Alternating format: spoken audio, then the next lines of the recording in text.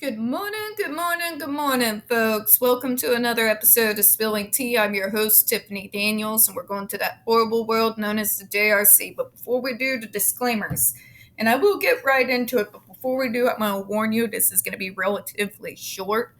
I do want to go ahead and get into my little third on my little sheltered workshop series done today. And I still have to do the second part of, censor trigger warning, there's going to be profanity, kicking my own ass via second part of exercising for the day. I want to get to bed early because, yeah, I get up stupid o'clock a.m. in the morning on work night. So, let's get to it, shall we? Excuse me. In the description box, you're going to find a link to the article that the Judge Rotenberg Educational Center doesn't want you to read. It's written by NeuroClastic, a small non-for-profit started by autistics for autistics, wherein they interviewed and surveyed over 900 ABA professionals regards to the JRC's so-called behavior modification program. Matter of fact, the JRC doesn't want you to read this article so much, they've threatened NeuroClastic with a defamation lawsuit if they did not remove it from the website. Well, NeuroClastic has refused, so you know the drill. Please read that article and share it on all your social media.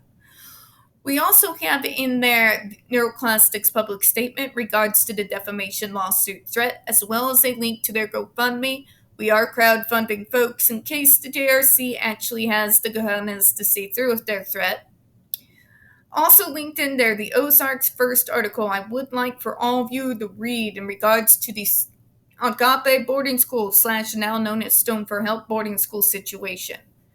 This is a so-called Christian-themed boarding school based out of Stockton, Missouri that has and pending over 21 civil lawsuits, claims, and allegations leveled against it, all which have been substantiated by the Missouri Department of Social Services, and they include the following: sodomy, rape, sexual assault, child abuse, psychological and emotional abuse, child trafficking, folks, allergies, starvation, and that's just for starters.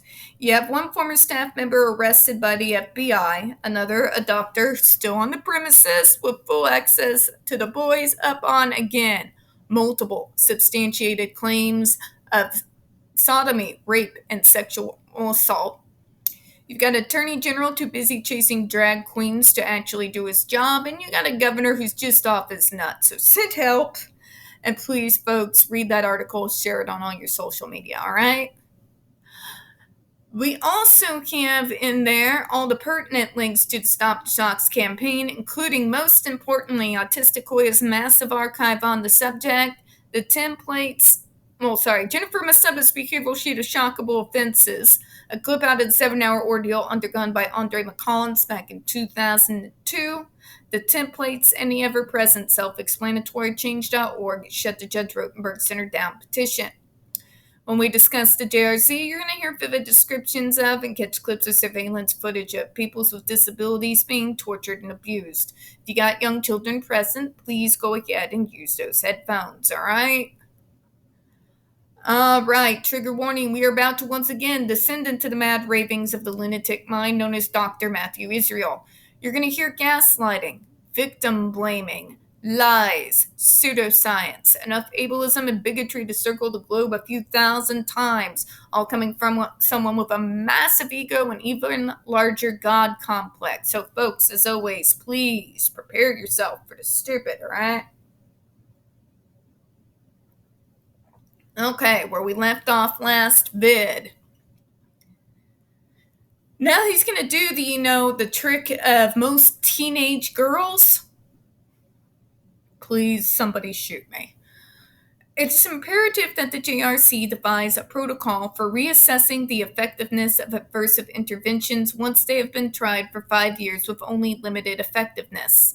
April 2009 report from the Massachusetts Department of Mental Retardation. If that doesn't tell you this is a bunch of bull, I don't know what is. In 2009, the majority of the DMHs throughout the United States were no longer using that term, including my own State Department. Back then, at that point in time, we were known as DMH, okay? Or Division of DD, or you get where I'm going with this, right? Right? Good. Let's move on, shall we? JRC has always worked closely and cooperatively with the Massachusetts Department of Mental, we're just going to say MR, now called the Massachusetts Department of Developmental Services, in order to satisfy the requirements of the department, maintain JRC's special certification to employ aversives, which under DDS regulations are called Level 3 interventions. I'm going to stop you there, JRC, because I'm going to peel back a little bit of history here. Would you like to know why? Whereas DDS will not approve the use,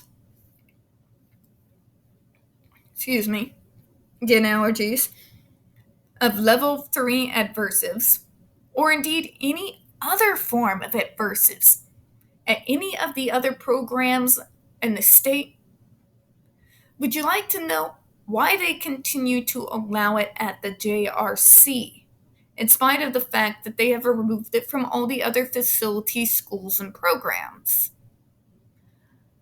Because the JRC has them over a barrel, folks. This is the same department that brought up the lawsuit back in 1986. Back then, they did a full-bore investigation. They refused to relicense the JRC until a full investigation had been done into Linda Corneliussen's death. I don't know if you remember that from the other videos, but we do have all the information in regards to that case, again, in an Autistic Hoya's massive archive. All right? During that time, because unlike the JRC, state departments, especially these types of state departments, do not have unlimited funding. In fact, these type of programs, I can tell you folks, having been someone who've worked for my own version for it out here, have the lowest amount of incoming funds from any other type of department in the state. And in fact, every time we've got the GOP in office, they remove millions of more dollars each year. When I was working for my state, I remember that they had to crack down on those that they admitted into state services because the funding wasn't there to be able to take care of everyone. Yeah, which meant that people like me, unless we got grandfathered in, got left out into the cold.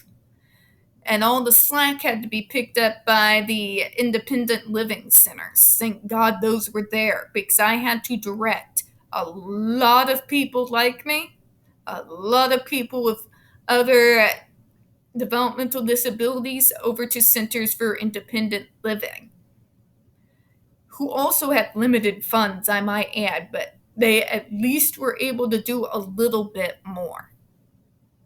Why am I bringing that point up? Because why their office continues to allow this is because they have them over a barrel of the 1986 decree, where as long as a court approves it, then that department is not allowed, hear me folks, not allowed legally to be able to keep the JRC from using adversives. Yeah, that's the actual truth. In actuality, this department has removed the right to use adversives from every single other program but this one, because they're not allowed to. That's just the facts. It's not because they approve of what the JRC's doing. It's not because they agree with it. It's It's because if they do not sign off on it and try to bring this up again, the JRC will essentially sue an entire state department into the Stone Age. Matter of fact, that department doesn't have any authority to regulate the JRC at all because of that decree. So sitting there and telling us, oh, that you work oh so closely with them might seem good to those who are not very knowledgeable about this case. But to those of us who know, we know not to buy what you're selling here. If they had the ability to actually regulate what you all do there, like they do with every other program, you would have no right to use it for SIPs, period. Period.